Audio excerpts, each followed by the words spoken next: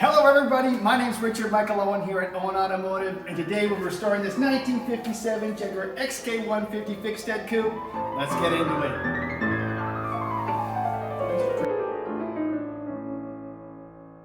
Get the Healy in there, the Mark II Tiger in the background. Boom. Holy smokes, look at this, guys. It's finished paint. Wow. Amazing. So we're back here at Jetstream. The car is done, paint and body. Look at that, shining all beautiful. Isn't that amazing? I'm joined by Jay here at Jetstream. He runs the place. And yeah, 500 hours, man. Look at that. There you guys go. Yep. And you guys wet sanded and polished the whole thing. Polished and doors and hood assembled on there, ready for Rich to put it back together. So, what else can I say? She's looking good. Yeah, we did a lot of work on the doors, right? Doors had a lot of work done to them, make them fit nice. The gaps there, the rear fenders, the front end a little bit here and there, and overall, yeah, mostly the gappage and fitting. Yeah, getting those lines straight. And getting the car, shimmed on the frame and chassis to fit nice. Look at that really beautiful paint all throughout. Wow. Oh, look at the back here. The reflections are just mint, man. Holy. Amazing. I don't even want to touch it. I don't even want to breathe on it yet alone. I don't even want to let it go. It's too nice. Yeah. It's, yeah. Holy. She's looking pretty good. Yeah, so this piping went in, right? This is a vinyl that was matched to the paint. I think factory they just painted over the. You think they just painted over it? I think the early cars they did. We're talking about tidying up this one edge, Yeah, right? I think we just need to put a little plug in there and paint it. Yeah. Yeah. Wow. Awesome. Got a tiger in back there. Yeah, there's a lot of neat stuff around here. I'll just peek around the corner. Look at all that stuff. They're working on some good stuff here at Jetstream. Holy. Wow, man. This car is a lot different. Holy. Cool. Well, let's roll it over to the shop and we'll start putting some parts on it. Right on. Brilliant. Look at that, everybody. The XK150 project is back here at Owen Automotive. I'm super excited. I think I have everything ordered for this car, so we're ready to go. We're off to the races. There's going to be some cool stuff going on here. I got Jeff Chrysler of Rightway Heritage Trimming. He's going to be putting in the most gorgeous bright red leather interior. I can't wait to see that. And Jason and the guys at Jetstream did such a great job. You know, the lines on this car are so fabulous. It's just a pleasure to be around. Look down the side here. It's so nice and straight, dead straight, where before we just had a complete mess. Doors were going all wayward. So the first job, always the first job I do with these cars is I put the chassis tag back on. Definitely put the original chassis tag back on. I think it's a real big no-no to replace things like this in the pursuit of perfection. You know, we might be over-restoring this car to a certain extent, but as long as I'm working on this car, we're going to put the original parts and pieces of metal right back where they belong. That's kind of my ethos with restorations. Now, one of the first things I also have to do is consider putting some sound deadening on. And I just have my product that I really prefer here. It's a 3M sound deadening pad. Here, I'll show you what they look like. See, it's kind of like a modern version of the tar paper that was first fitted in these British cars. And I like this product a lot because it can peel back. It's not gooey and messy, and it's not really shiny and reflective like some of the other ones that make the inside of a car look kind of like an over-decorated Christmas tree. So that'll be going inside the doors. I got to put it on the roof here. It really rings. And on a lot of the surfaces you see here. I'm also going to work on the shut panels, so I want to get all the hardware for the doors and make sure they latch in correctly and they look good now, just in case there's anything that comes up. But I don't think there will, because Jason already fitted all that stuff. And that's part of doing the bodywork. That's part of what takes so much time, is fitting the doors, getting everything coalescing with all the latches, ripping it off the car, painting it, and putting it back on. That's part of the talent that we pay for. That's beyond my area of expertise. Now, I know this back trunk is going to be a real pain. It has a real archaic system. We'll get into that. And that's what I'm going to do. I think from now on, I'm going to just show you all of the areas in the paint as I work on the parts of the car. Jason is a super detail freak like me, and we'll show off their work as we go. Got my first challenge here with the XK150. It's the doors. When I opened the door for the first time, I just made sure that leading edge isn't binding with the fender. I've got to be careful with this door. I didn't assemble it, so I can't assume that everything's just A-okay. Case in point here with the catch. Now I put this back in with its original hardware, all plated. And when I lightly closed it, it actually bound. This hook here at the bottom of the catch, it actually bound. I'll show you where on the shut panel. And I'm glad I didn't just put this on and slam it shut. It would have scratched. So the only thing I have to do is just tuck this in slightly more. It's pretty common. I have to do it with the Heelys all the time and just get this door sitting correct. So let's see what happens when I close up that gap a bit and see if we can get this door actually closing and shutting today. All right, I think we're making good progress, ready to go here. Got the chrome handle on. I had this re-chromed. I'll show you what that looks like. I don't bother re-chroming the button, however. It's just not worth the effort. And now what's going on in here? We have the latch mechanism, and then the pivot point is behind this machine screw. It's totally really important thing to get right and correct. I'll show you how that works. Just internally there, it kind of moves back and forth. Then at the top here, we have kind of actually a wooden plug, believe it or not, that'll help nestle up and make a proper seal all the way around. So I'll just latch it right now. I'll show you what that looks like. Shuts really nice, really easy. So here we go down the side of the car. These XKs are real slab-sided, so it's important to get these lines right. Unfortunately, you look at this, the door, the fenders, everything's coalescing. Nice straight edge lines all the way down the car. That's what I like to see. That was what we wanted. That was our vision before we started doing the bodywork on the car, and that's where it takes a lot more time and money. We're not just painting this car, we're getting it right in the metal. So next up, I want to put this shut seal rubber onto the car just to make sure it all fits and coalesces properly. It's hollow, there's not much to it, so I don't see it causing a problem. But yeah, let's glue it in place and see what the result is. So first up, what I want to do is I want to clean the channel for the shut panel rubber. There's a good chance there's polishing compound here for when the body was wet sand and polished. I just want to give this rubber a fighting chance to stick in here. And I'll also clean the rubber itself. That's good habit. There's release agent on rubber, so you always want to clean the rubber off, especially where you're going to glue. So got a little brake cleaner, got nitrile gloves on, just clean it up.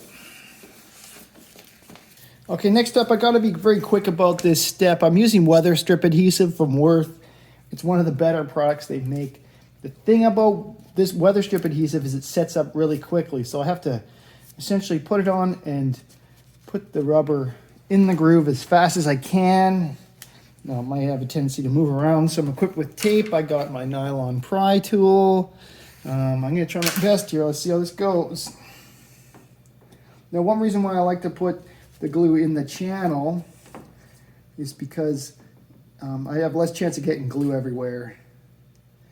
Okay, one bead all the way down. Wish me luck. Going in.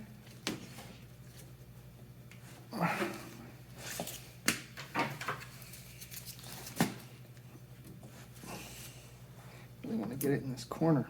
I'm getting glue everywhere. Holy.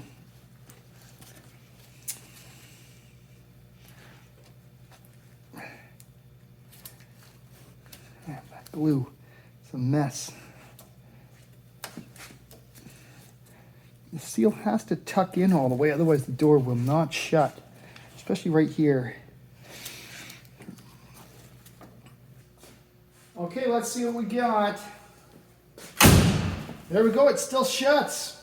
Awesome, that's really good news, because if this didn't shut, there would be a lot more work, either finding a different seal or looking at the door skin and seeing how well it's put on. But yeah, I'm happy with that. It definitely has a little more force than it did before, but that's usable. Okay, let's move on. Okay, guys, whenever you're doing a project, it's pretty inevitable to run into setbacks, be it either with parts that you got or just improper installation. For instance, I had to swap these uprights around. I put them in wrong.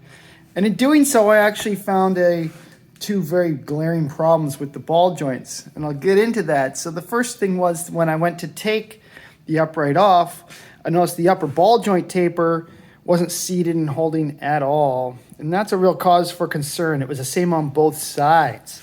So I knew something was up. So what I did was I took this ball joint. I thought these were going to be good ball joints. They came from a reputable source. They say TRW on them. And I used some bluing. I'll show you what that looks like. And I noticed that the taper was only mating at the top. So it has the wrong taper on it. I'm not sure if this is for a different application, XJ or what, but it definitely is not good for the Jaguar XKs. I notified my vendor, and he's not going to be putting those and selling those for XKs any longer. So what I'm going to do is put these greasers on. These are like made in England greasers. They're called greasers because they have a grease fitting on the top.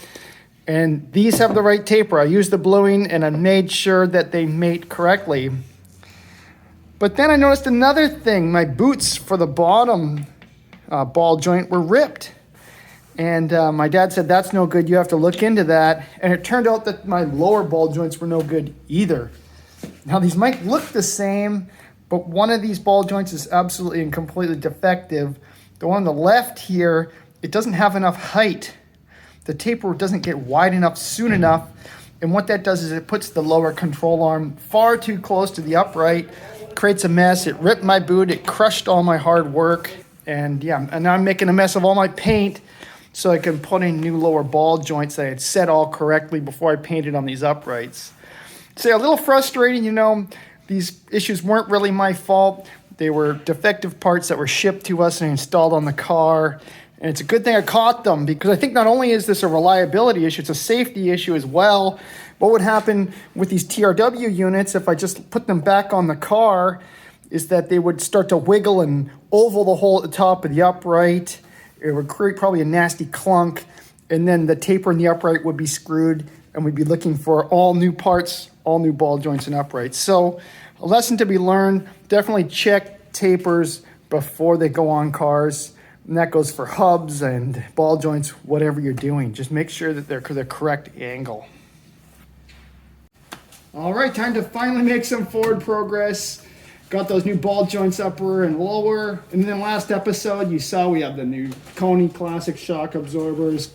Got a new stub axle on here. And all the original spacers are back. So it's exactly the same as when it came apart. All the hardware has been plated. And now we have the rotor here and hub all new. Got a felt seal on the back. Now let's put this thing on. The stub axle is a little tight on the bearings when they go in, but it's okay.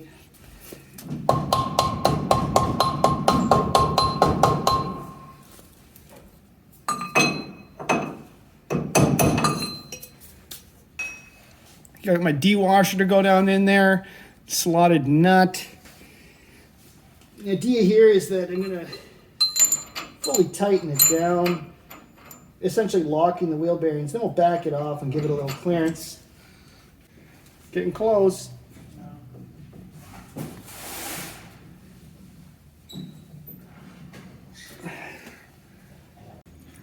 All right, got the least amount of play I could put in there while it's still free. It's time to put in the world's most secluded cotter pin. Block the view here.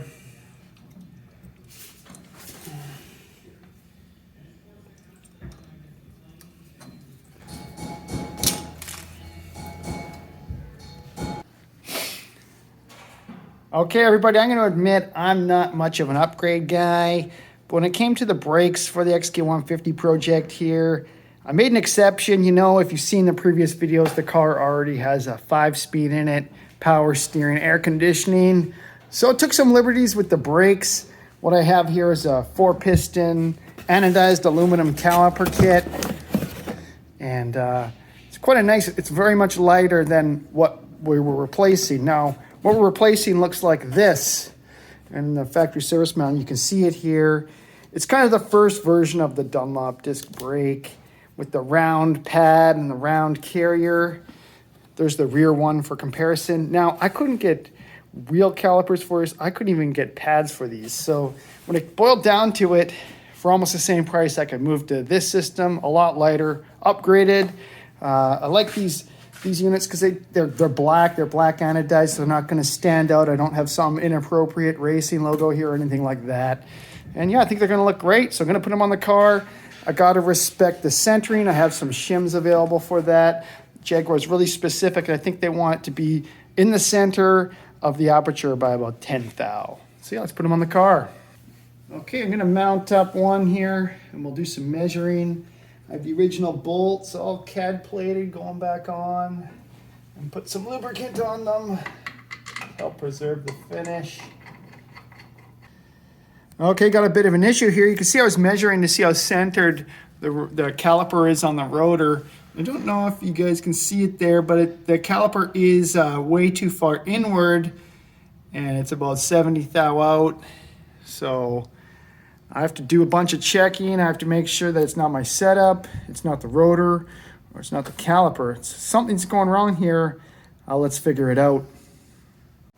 Okay, next up, I'm gonna put on the original caliper here. And we're gonna see how centered it is. That'll see if my setup's correct, if my wheel bearing's seated properly, if my brake rotor's okay. And I think this is a smart way to go without getting too carried away or heated.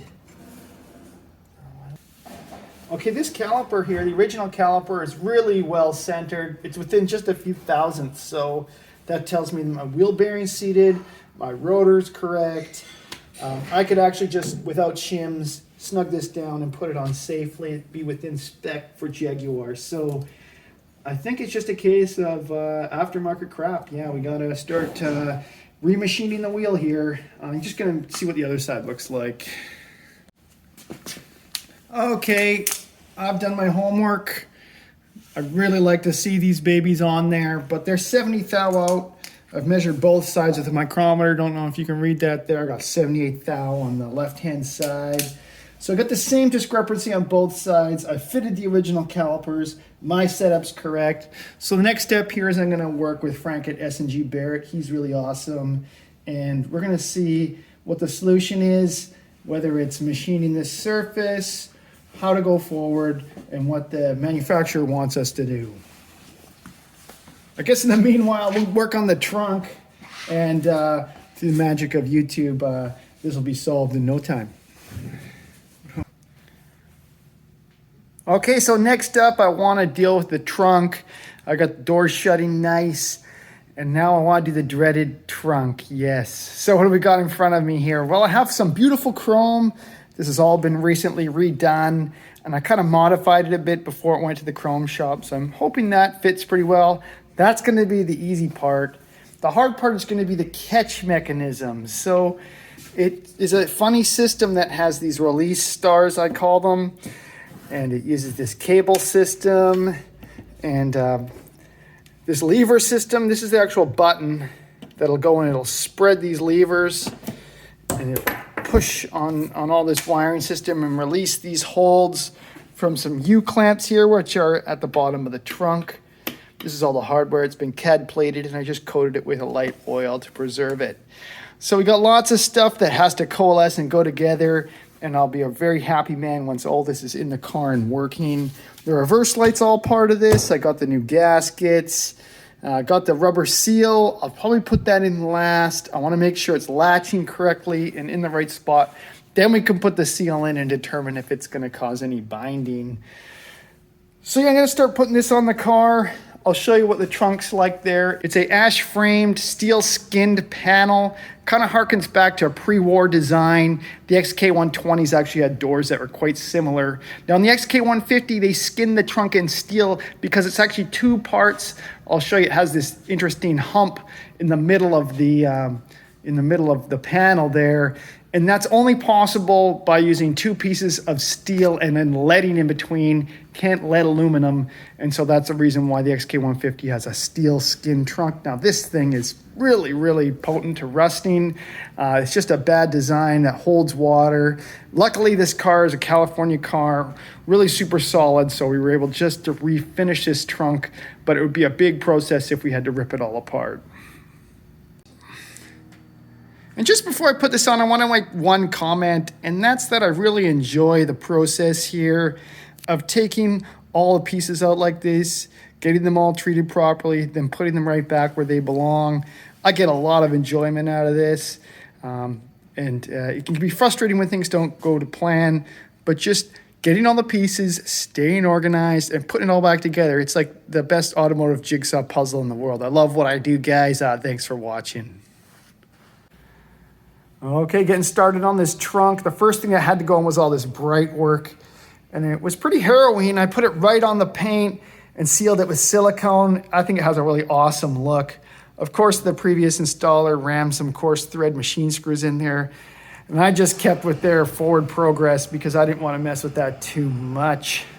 So I'll show you what the mechanism looks like here. It's pretty complicated.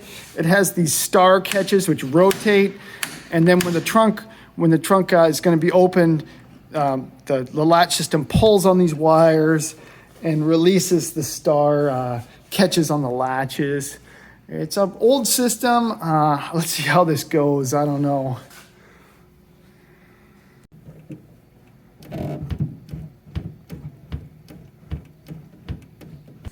Okay, I moved the pivot point up. That really helped with the leverage on the button, which is good. Now I'm working on the tension. And what I'm noticing here with the tension is that it really adjusts how this cam works. Just enough tension so it provides a little bit of lock. And then if you barely touch a button, it'll release. That's what I'm aiming for here. Let's see how it goes.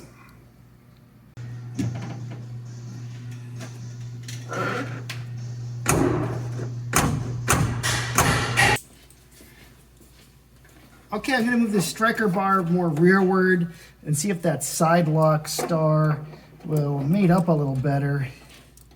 See what happens. I'll set it down gently.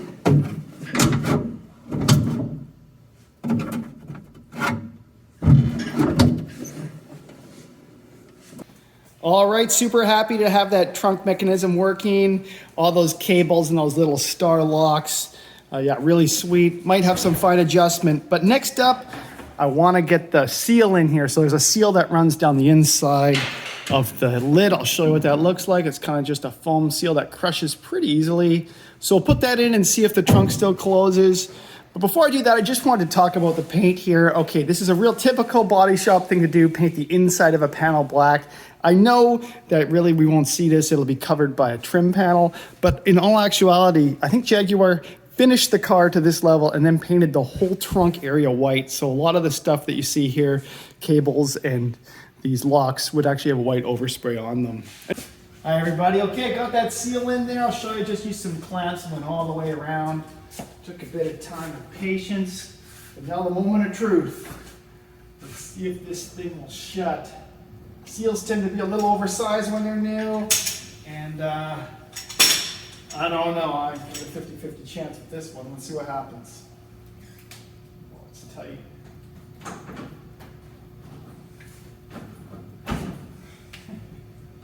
Well, it's trying to shut.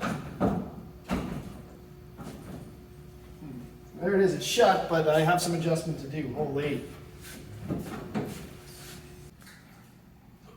So after that last take, I realized that this trunk seal wasn't going to work on the lid. Just looking around it, you can see how it kind of popped it up, and it made a beautiful fitting trunk look very ugly really quickly. So what I'm going to try next is just putting the same piece of rubber, foam rubber, down in the channel here. I think this is pretty common to see them down in the channel. We'll close it up and see how that looks.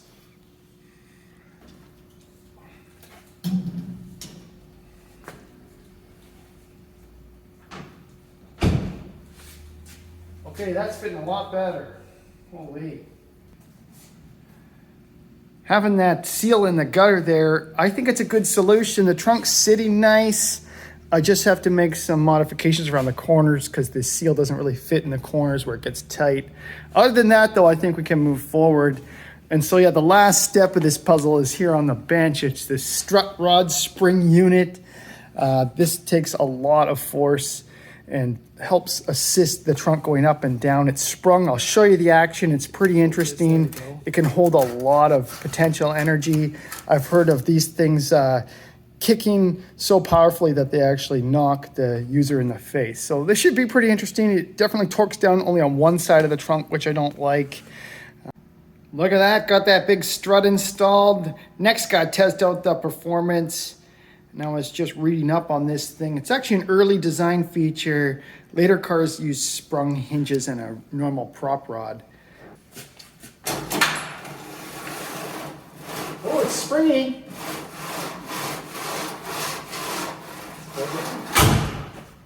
Wow, look at that. Woohoo! Oh, that really opens up. Well, you have to get used to that. That'll whack you in the face if you're not careful.